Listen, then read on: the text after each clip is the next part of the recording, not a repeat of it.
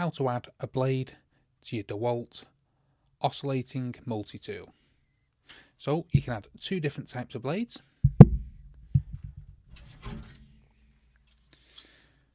We have the easiest version here,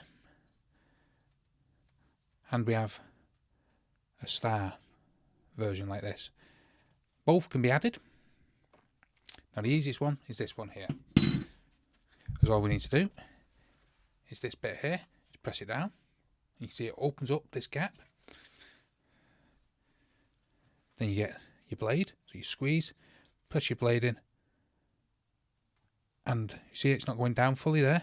You want to just move it slightly until it goes fully closed like that. And there you go. We've added the blade to our oscillating multi-tool. Right? Now, if you want to see how to add the star head, check out this video here. There's a bit more involved. It does come with the stuff inside the box normally, if you bought it brand new. But that's how easy it is to add this version here like this. Press it down,